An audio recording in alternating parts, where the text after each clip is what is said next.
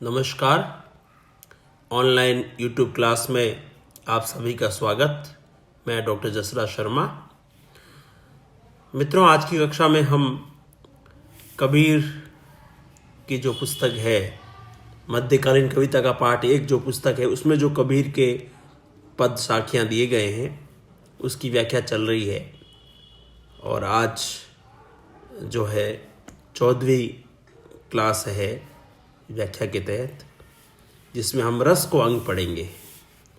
रस को अंग का मतलब ये है, रस यानी राम रस, प्रेम रस, भक्ति का रस, राम नाम का रस, उससे संबंधित जो कबीरदास जी की अनुभूति है, जो कबीरदास जी ने लिखा है कि वो रस कैसा है, उसको हम समझेंगे। साखियाँ लेते हैं। राम रसायन प्रेम रस, पीवत अधिक रसाल, कबीर पीवण दुर्लभ है, मांगे शीस कलाल। अब यहाँ पर जो है संत कवि कबीर ने जो राम नाम है, उस राम नाम रूपी जो रसायन है, यानी राम रूपी रसायन को कबीरदास जी ने यहाँ पर जो है वो बहुत ही मधुर रूप में बताया है। वो कह रहे हैं कि राम रसायन प्रेम रस, राम नाम रूपी जो प्रेम रस है ये बहुत ही मीठा है, पीवत अधिक रसाल, और इसको जो है हम जितना पिएंगे उतना ही ये अधिक जो है मधुर हमको प्रतीत होगा। अर्थात राम नाम की भक्ति का, सुमरण का जो ये प्रेम रस है, इसको जितना पिएंगे उतनी ही इसके अंदर मधुरता अधिक हमें जो है प्रतीत होगी। फिर वो कह रहे हैं कबीर पीवण दुर्लभ है, लेकिन इसे पीना बड़ा है कठिन। अर्थात हर कोई इस राम नाम के रस को पी नहीं सकता, अर्थात हर किसी को ये सुलभ नहीं है। मतलब राम नाम रस मिलना बड़ा दुर्लभ है, कठिन है। कैसे कठिन है? मांगे शीस कलाल। जो कलाल या कलाल कहा गया है, वैसे कलाल कहा जाता है जो शराब विक्रेता होता है ना, उसको हम कलाल कहते हैं हमारी सांसारिक भाषा में। और लेकिन यहाँ पर कलाल कहा गया है आध्यात्मिक क्षेत्र में सतगुरु को, है ना। और शीस कहा गया है समर्पण भाव। अब शिष्य का जब तक सदगुरु के चरणों में समर्पण भाव नहीं होगा, तब तक जो है उसे ये राम नाम का जो रस है वो प्राप्त नहीं होगा। कहने का भाव ये है, कबीरदास जी कह रहे हैं कि राम नाम का ये जो रस है, इसे हर कोई जो है प्राप्त नहीं कर सकता, बड़ा कठिन है। क्योंकि जो गुरु रूपी जो कलाल है वो शीश कहते हैं सिर को, है ना। तो गुरु रूपी जो कलाल है वो समर्पण भाव रूपी जो शीश है उसको मांगता है, और उसको हर कोई शिष्य, हर कोई साधक दे नहीं सकता। जिसका अपार श्रद्धा है गुरु के, सदगुरु के प्रति और भगवान राम के प्रति, राम के नाम के प्रति, वही जो है ऐसा कर सकता है। तो इसलिए कह रहे हैं ये है बड़ा कठिन, क्योंकि गुरु रूपी कलाल है वो समर्पण भाव रूपी शीश मांगता है, सिर मांगता है। अर्थात ये राम नाम का जो ये राम रसायन है जो ये बड़ा पीना बड़ा कठिन है। यहाँ प्रतीकात्मक भाषा है ना। इन सभी में प्रतीकात्मक भाषा, जैसे कलाल है तो गुरु का प्रतीक हो गया, है ना। शीश समर्पण भाव का प्रतीक हो गया। ठीक है, अगला लेते हैं। कबीर भाटी बोलते हैं यहाँ पे भट्टी को, है ना। कबीर भाटी कलाल की, बहुत तक बैठे आई, सिर सौंपे सोई पीवे, नहीं तू पियान जाई। बहुत सीधी बात है। वो कह रहे हैं कि भाई जो सदगुरु रूपी जो कलाल है, जो शराब विक्रेता है, उसकी भट्टी पर बहुत सारे जो है वो शिष्य रूपी जो पियक्कड़ है, शराब पीने वाले, है ना, शिष्य रूपी पियक्कड़ है वो बैठे हैं। ठीक है, मैं सीधा अर्थ कर रहा हूं पहले। और जो शराब पीने वाले सिर सौंपे सोई पीवे, जो शराब पीने वाले अपने आप को समर्पित कर देंगे, उनको जो है वो जो ज्ञान रूपी जो रसायन है, राम नाम रूपी जो रसायन है वो मिल जाएगा, और नहीं तो जो है वो पी नहीं सकते, इसका पान नहीं कर सकते। अर्थात कहने का भाव ये है, कबीरदास जी कहना ये चाह रहे हैं कि ये जो गुरु रूपी जो कलाड़ है, इस कलाड़ की जो भट्टी है, शराब की भट्टी, अर्थात यहाँ पर भट्टी क्या हो गई, राम नाम की भट्टी, सत्संग की भट्टी है ना।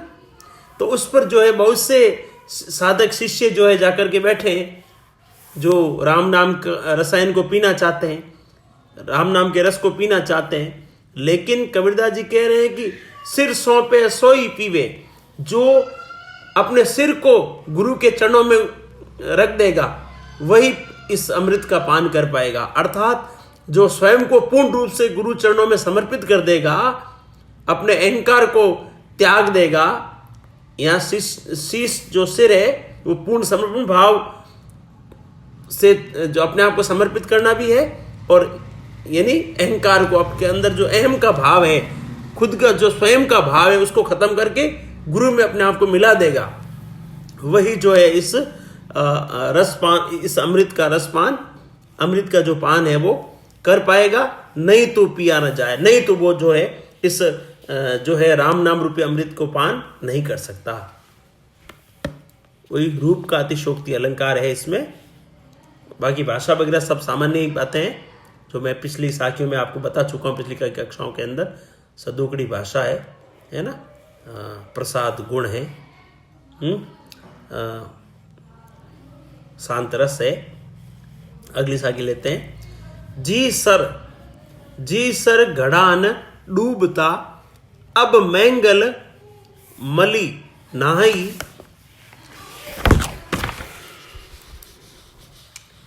देवली बूढ़ा कलश सु,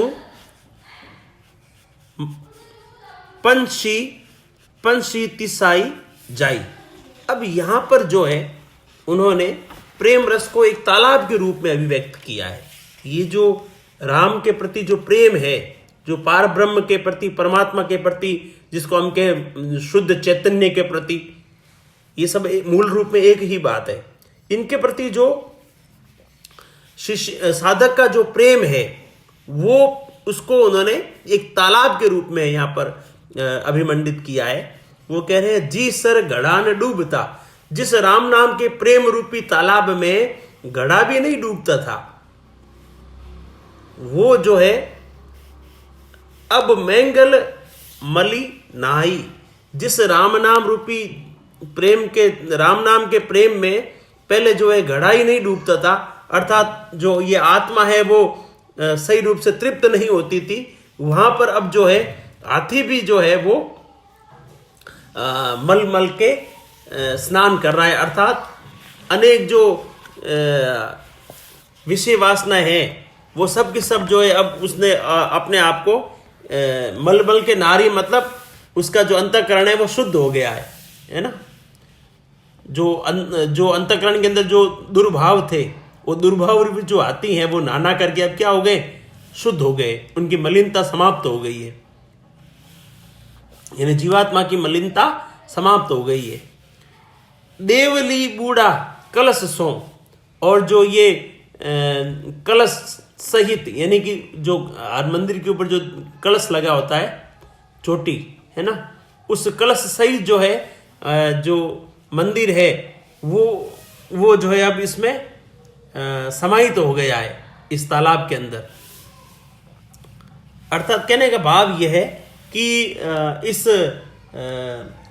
राम के प्रति जो प्रेम रूपी जो ये तालाब है, इसमें जो है साधक है वो पूर्ण रूप से तल्लीन हो चुका है, लीन हो चुका है। लेकिन पंछी तिसाई जाई, लेकिन ये जो इंद्रिय रूपी जो पंछी है, पक्षी है, यानी कि इन इंद्रियों को जो यहाँ पर पक्षी कहा गया, पंछी कहा गया, इंद्रिय रूपी जो पंछी है वो जो है अभी तक प्यासे हैं, उनकी प्यास नहीं बुझी। अर्थात कहने का भाव यह है कि इंद्रियों का अस्तित्व समाप्त हो गया है। जब राम नाम का रसायन पूरे जो है जीवात्मा के तन में और मन में समा जाता है, तब जो है इंद्रियों का कोई अस्तित्व नहीं रहता है, इसलिए वो जो है प्यासी की प्यासी है अभी भी। सबे रसायन में किया हरिसा और, देखो वापस लें इसको, सबे रसायन में किया हरिसा औरन कोई, तिल एक घट में संचरे तो सब तन कंचन हुई। बहुत अच्छी बात कही। उन्होंने कहा कि भाई राम नाम के प्रति जो प्रेम है और वो राम नाम का एक अंश मात्र भी जो है अगर शरीर में व्याप्त हो जाए तो जो है ये शरीर कंचन स्वर्णमय हो जाता है। कहने का भाव ये है कि जरा सी भी लवना अगर जीवात्मा की परमात्मा के प्रति लग जाए और परमात्मा की कृपा का एक अंश मात्र भी अगर उसको मिल जाए तो वह धन्य हो जाती है या जीवात्मा। क्या कहें, सबे रसायन मैं किया। कबीरदास जी कह रहे कि मैंने इस संसार से मुक्ति पाने के लिए विभिन्न रसायनों का उपयोग किया है, विभिन्न रसायनों का सेवन किया है, हरिसा और न कोई, लेकिन इस राम रसायन के जैसा और कोई भी रसायन नहीं है।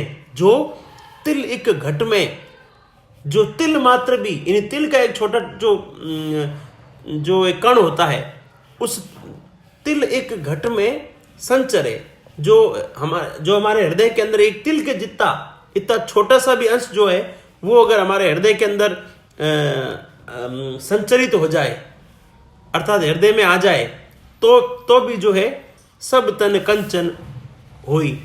उस कण मात्र से जो है पूरा शरीर है वो स्वर्णमय हो जाता है। अर्थात कहने का भाव यह है कि ईश्वर की कृपा का और राम नाम के प्रेम का जो रसायन है उसका एक अंश मात्र भी अगर हमारे हृदय में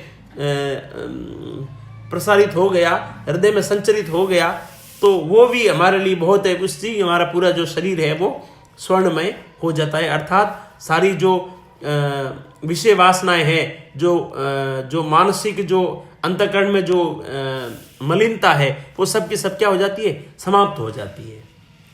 इस तरह हम निष्कर्ष रूप में कह सकते हैं कि जो रस को अंग है, इसमें कबीरदास जी ने राम नाम का जो रस है, जो रसायन है, उसको सर्वोपरि बताया है। और उसमें जो है सारी जीवात्माओं के जितने भी पाप होते हैं, जितने भी जो है दुर्विचार होते हैं, उन सब का जो है उसमें नाश हो जाता है, विनाश हो जाता है।